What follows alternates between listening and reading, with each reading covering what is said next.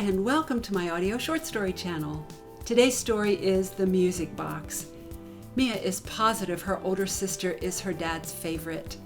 When a gift reveals the painful reality of her circumstances, Mia also discovers things about herself she didn't know were true. Enjoy the story. I'll see you at the end. And remember to tune in next week when I share insights about today's story. Enjoy.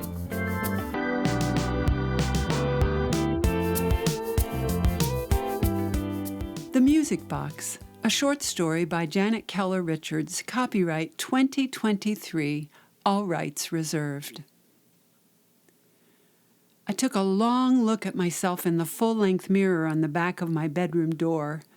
Even in my favorite floral t-shirt and my best jeans, I still looked drab. I wasn't pretty, not like my older sister Sophie. She got all the good looks from my parents, and at 16, she wears them really well. She also got Dad's laughter.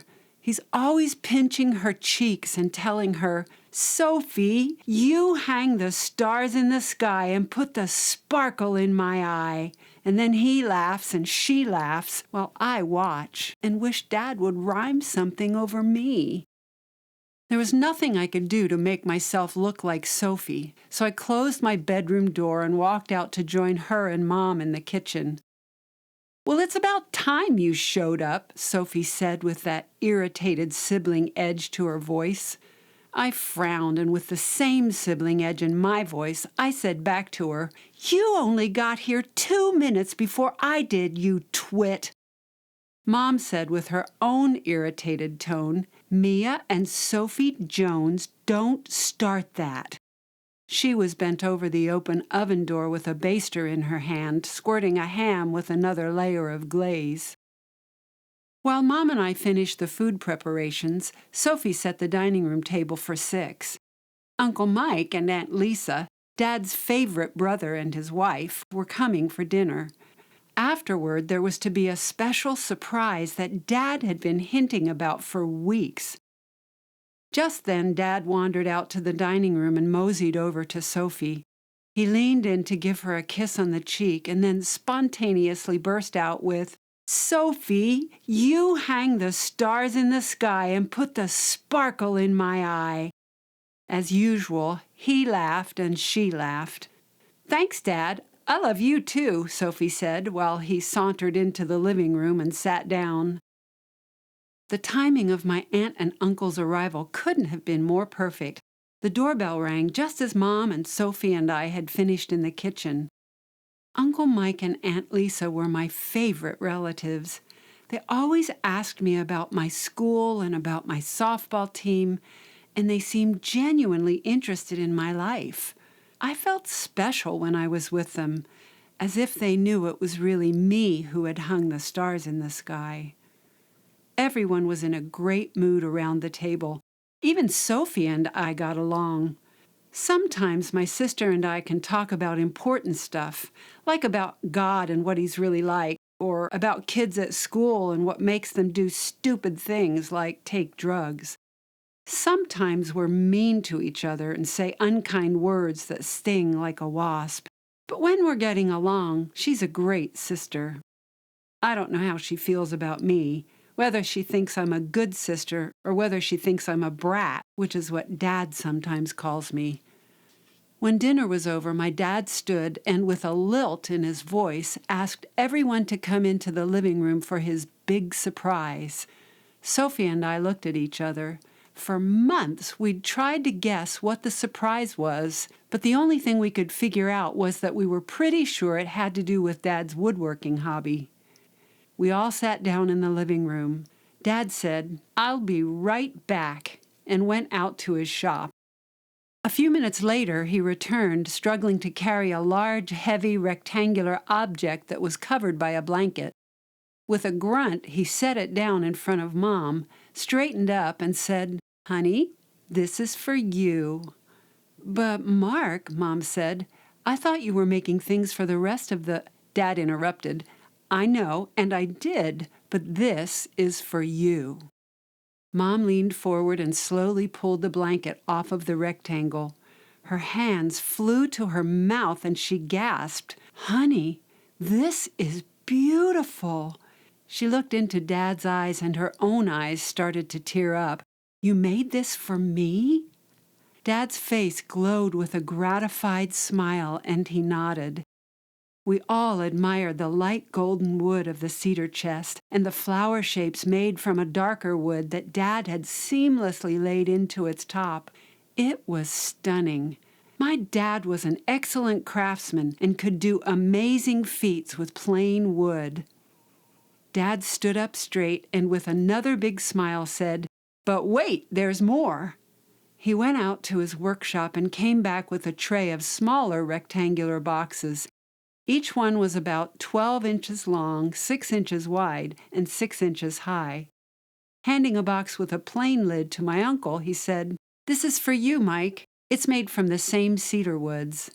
While my uncle praised Dad's handiwork, I couldn't help wondering why there were only 3 smaller boxes to give to 4 people. Then I decided it was probably because Dad had made only 1 box for Uncle Mike and Aunt Lisa to share. Grabbing another box from the tray, my dad handed it to Aunt Lisa. This one had a single wood rose inlaid in its lid. "Open it," he said with a smile. She lifted the lid and the tinkling sounds of music box pins began to play the tune Edelweiss. Aunt Lisa stood and gave Dad a hug. "Mark, you're so talented! Thank you for making this for me." My theory about my aunt and uncle only getting 1 box now had a hole shot through it, and I knew, since Sophie was older than me, and because of the sparkle she put in Dad's eye, she would get the next box. I bit my bottom lip and started to get nervous. Dad put the last wooden box in his open palms, and just as I knew he would, he turned toward Sophie. His smile spread into the tone of his voice as he said cheerfully, "And this, my dear Sophie, is for you." Sophie took the box from his hands and squealed with delight. She opened the lid, and like Aunt Lisa's box, it started playing Edelweiss. "Oh, Daddy, I love it! I'll put it on my desk where I can play it while I'm studying." Sophie adored her box while Dad picked up the empty tray and headed back to his shop. I watched everyone with their gifts and my chest started to cramp with worry. But then I decided Dad hadn't been able to fit all the boxes on the tray at one time, and he was going to get another one for me. The pressure in my chest lifted, and I sighed in relief. The lines on Dad's face were relaxed as he returned to the living room with empty hands. He sat down on the sofa beside Mom, whose eyes were still brimming with teary wonder at her handmade cedar chest. As they snuggled and leaned into each other with that gooey parental love moms and dads sometimes feel, my brain started getting squeezed right along with my heart. With gifts for the whole family, including Uncle Mike and Aunt Lisa, Dad couldn't have forgotten me. Sophie finally noticed I didn't have a wooden box. She turned to Dad and said, "Dad, Mia doesn't have one." Dad had been talking to Uncle Mike and broke off his conversation to answer her. "That's right, honey." Then he looked at me and said, "Mia, when you're older, I'll make you a music box like Sophie's." The pressure in my chest exploded outward, and without thinking, I jumped up and ran to the front door. I didn't understand what was happening. I only knew my whole body was on overload, and I felt humiliated beyond words. Opening the door, I slammed it behind me and dashed outside. I headed toward 2 pine trees on the left side of our front yard, where I was sure no one in my family would be able to see me from a window. All I could think about was trying to silence the sobs coming out of my throat. I heard the front door of our house open and close. I didn't want anyone to see how upset I was, so I turned away and stared blankly into the trees. The sound of footsteps crunched across the crust of yesterday's snowfall and stopped behind me.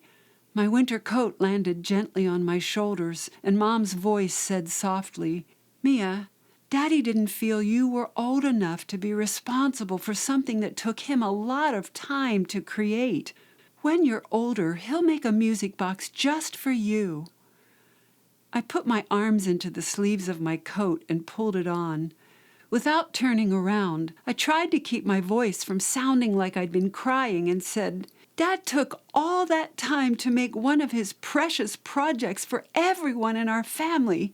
He even made them for Uncle Mike and Aunt Lisa, but he didn't make one for me."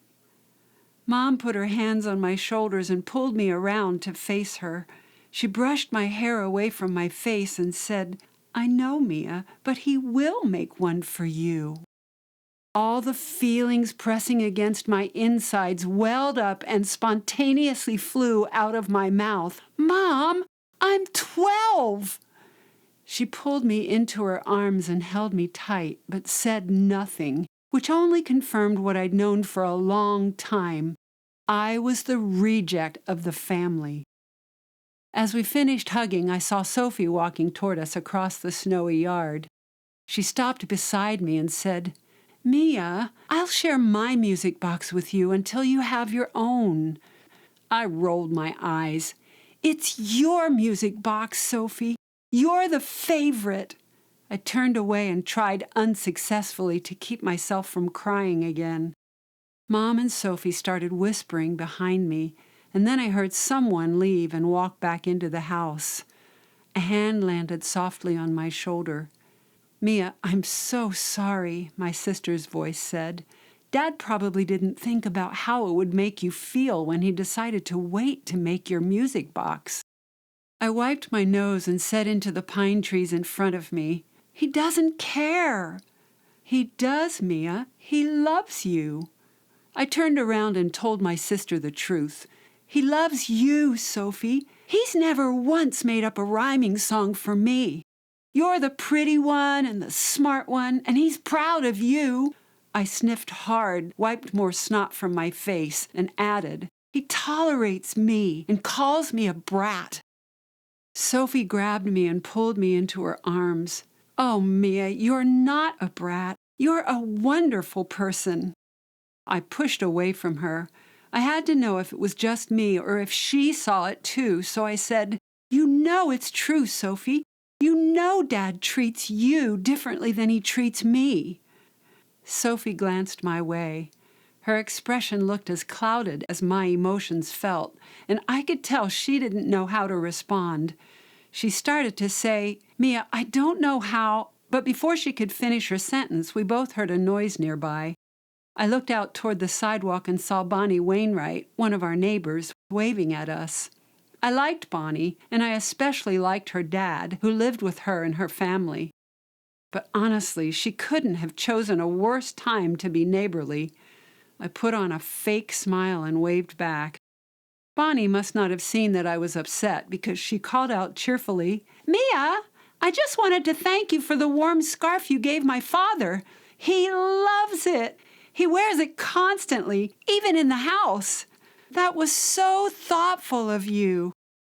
"Thanks, Bonnie," I called back to her. I waved and kept my fake smile in place and hoped she was finished. I wasn't in the mood for chatting. Fortunately, she waved back and moved on down the sidewalk. My sister cocked her head and gave me a questioning look. I shrugged and explained. "Her dad told me that since he's gotten older, he always feels cold. So I bought a warm scarf for his neck and gave it to him, thinking it might help him stay warm." A smile pushed through Sophie's teary countenance and she shook her head. "You have no idea how special you are, do you?" I shot back sarcastically. "Yeah, I hang the stars in the sky and put the sparkle in. Oh, wait, that's you." My sister's smile faded, and her gaze turned downward. She stared at the snow in silence. "I'm sorry. I shouldn't have said that." Pinching my big mouth closed in disgust, I wondered how I could be so mean. She raised her head and said, "I can't imagine how you must feel, Mia, knowing that Dad favors me." Her words hung cold in the air. I looked at the pained expression in her eyes. "So you do see it." She nodded, and the muscles in her face tensed with frustration. I've pointed it out to him, but he just laughs and waves me away like I'm crazy. I knew it! I turned away from my sister so she wouldn't see me crying and feeling horribly embarrassed about being the family reject. But Sophie wouldn't leave me alone. She walked around and stood in front of me and said firmly, "It's not you, Mia, it's Dad." She leaned in closer to my face. "Don't you ever think it's you. He's the one who's wrong." "But why? What have I done that would make him not like me?" Sophie said it again, even more forcefully. "Mia, it's not you." I wanted to believe my sister, but memories from all the years of being treated as if it were me paraded through my brain to tell me otherwise. A dull ache filled my chest, and confusion swirled around my head. I didn't know what to say, so I just stood and stared anywhere but at Sophie. After a stretch of silence, my sister asked, "Did you know Dad wanted to make furniture for a living?" I kept my eyes on the ground and shook my head. That was always his dream. But when you and I came along, Dad and Mom's finances got tight, and that's when he chose to get a job in the underground mines, where the pay was better. I didn't understand why she was bringing up Dad's job, so I frowned and said nothing. She kept talking. "I don't know if you've noticed, but he sighs a lot, and I think it's because he doesn't feel fulfilled." I knew that Dad sighed a lot, but I still didn't know what that had to do with his playing favorites. I sighed, and then I shook my head at the fact that I was sighing. "Mia, I think the reason he favors me is because I'm pursuing art, and somehow he feels like he can live his creative dream through me." Water started rolling down my cheeks again, and my face screwed up into a mess of tears. What Sophie was saying made sense, that Dad was creative, so he made a big deal of her creativity. She pulled me into another hug and just held me. "It doesn't make it right, but I think that's what's happening with Dad." I pulled back from Sophie so my snot wouldn't get on her shirt. "Can I tell you something else?" she asked. I shrugged and then nodded. "In so many ways, Mia, you're my hero." I looked away and rolled my eyes at such a stupid comment. I'd never done anything heroic in my life. "You used your allowance to buy that scarf for Bonnie Sanders' dad, didn't you?" I glanced at Sophie and nodded, and though I had no idea why, I saw my sister roll her eyes as she said, "My clueless sister, you're the only one in our family who sees the needs of others." "Then why are you calling me clueless?" "Because you have no idea how incredibly kind you are." Using her fingers, Sophie started to tick off a list of items. "When old Mrs. Murphy's oven broke, you baked cookies for her so she could serve them to her book club ladies. You washed Hannah Thompson's windows because she's a single mom and you wanted to give her more time with her kids. You rescued that litter of puppies at the gas station and found homes for every single one of them. And you went door to door to raise money for poor people in Haiti." When my sister finished her list, she folded her arms and stared at me. "I can keep going if you want me to." "Those things aren't heroic," I said. "Kindness is your gift, Mia. You give it to everybody you meet." I argued, "But those things I did are just normal." Sophie raised her voice and said emphatically, "For you, yes, it is normal for you. Mia, you don't even see how special you are." I was starting to think my sister actually meant what she was saying. "That's your creativity, Mia. And someday Dad will see it. I know he will. But until then, Mom and I and Uncle Mike and Aunt Lisa and all the neighbors you help and all the kids at school who love you, we'll be your fan club and cheer you on because you're our treasure." I was crying again because of the way my sister was looking at me with soft eyes full of affection. She was serious about every word she'd spoken. Sophie saw me as a treasure. Uncle Mike and Aunt Lisa weren't the only people who thought I was special. As her words soaked my thoughts, I scraped the snow on the ground and felt a good kind of awkwardness. "Thank you," I said quietly. Sophie responded with warm honesty. "It's all true. I wasn't making it up." I grinned through my tears. "So does this mean you'll never pick on me again?" She burst out laughing. "No promises. But I am sorry that I had never told you before today how much you've impacted me as my sister. Watching your kindness, Mia, has made me a much better person." I hugged Sophie. Her words were melting away a big chunk of the hurt inside. Not all of it was gone, but knowing others treasured me felt really good. When I stood back from our hug, it occurred to me that we'd been outside for a long time. I wondered how in the world I was going to go inside and face Dad. Just then, Sophie nodded toward the door and said, "We should probably think about going back inside." I shook my head. "My eyes are all red and I look a mess. I'd rather stay here." "I know, but I'm pretty sure I heard Uncle Mike and Aunt Lisa leave, so it will only be Mom and Dad, and we can do that together, you and I." "Uncle Mike and Aunt Lisa left?" Sophie nodded. "They were parked on the side street, and I think I heard them drive away." I thought about our dad. I didn't know Dad gave up his dream so he could provide for us. "He did," Sophie responded, "but I'm not letting him off the hook. I'm going to keep telling him how special you are until he gets it and joins our fan club." She squeezed my hand. "Shall we go?" she asked. "You promise you'll be right beside me?" "I promise." I pinched my lips together with determination. "Okay, before I chicken out, let's go." When we got to the front door, I hesitated. Looking hard into my sister's eyes, I said, "Together as one, right?" Sophie put her hands on my shoulders and stared intently into my eyes. When she spoke, her voice was thick and impassioned. "Mia, just remember how special you are." I sighed and then nodded slowly. I opened the door, and together as one, we went inside. Thank you so much for listening. I trust you enjoyed this story. Of course, I'm always interested in what you have to say about it, so please leave a comment below. And join me next week when I share about today's story, where the idea came from, how it applies to life, and how it builds hope, etc. Also, in the description below, you will find a link to the written form of today's story, as well as information about my allegorical novel and other books I've written.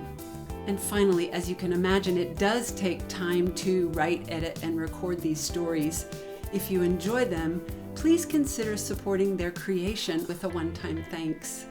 I will see you next week, and until then, I hope you have a great week.